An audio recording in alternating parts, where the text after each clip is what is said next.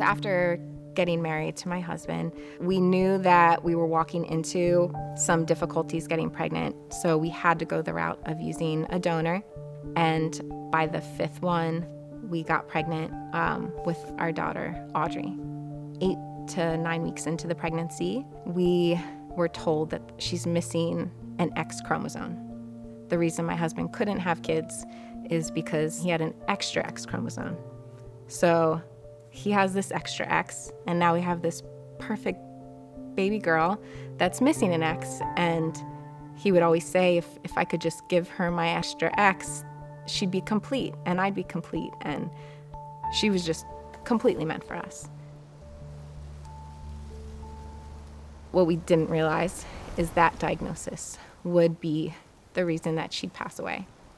She survived 4 months into the pregnancy, and then I was given the option to give birth or to be put under. And at the time, God wasn't in my life, heaven wasn't even in my vision, that would be the only opportunity I'd ever get to hold her. I couldn't go through with it, so I chose to just be put under, and then that would be it. I think because I chose not to hold her, my arms had never felt a child of my own. I couldn't give up. Right after Audrey, I had to wait a little bit before we could try again. So we did 1 cycle, it didn't work. And then the 2nd cycle, we ended up getting pregnant with twins. We found out that one of the twins was not progressing like the other, and we ended up having a vanishing twin. So there was no procedure, no nothing. It just kind of was watching 2 heartbeats, scan after scan, and then eventually just watching the one. We kind of were getting all these scans, and we could still see the other twin. At that time, we knew it was a boy, and he was doing great, but we were high risk. I felt like I was just drowning the whole time. I couldn't pray. There's nobody to lean on. I was just leaning on chance and nothing. I just had no faith, no hope that this would end any differently. It felt like a ticking time bomb to me. Once he was here, then all my focus was on him. I was just focused on keeping him alive. I realized that I needed to share my journey, and I needed to start to heal from that. And so I shared my journey online, and the women that came forward and started to suggest some ways that I could heal were sharing their stories with me.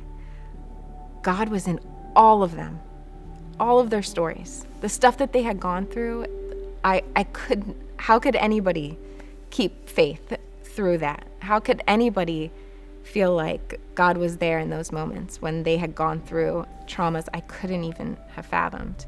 Yet God was, and they had so much faith in him, and their faith was actually redefined, and it was a different love. And I just thought, if that's what having God looks like, I want that in my life, and I want that in my healing, and I want that with me every day, so that I don't have to try to feel like I have the weight of my son's life in my hands, and that I can maybe just surrender that and trust that he will take care of him and he'll take care of us. I talked to a friend who goes to LCBC, and I just told her, I think that God is missing from my life.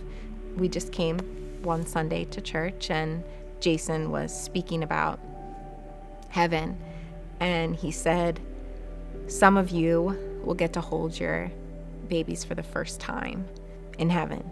And it hit me that the day that I had to choose, in that moment I thought I was choosing my one chance to hold her. And now I'm having someone tell me that I get to hold her. Not only do I get to hold her, but she will be alive when I get to hold her. And her sister, Collette, I will get to have all 3 of my babies together. I thought that's the love that I've been looking for this whole time. And it's been here. I didn't know that my love was, from him. My name is Rachael, and I'm a life changed by Christ.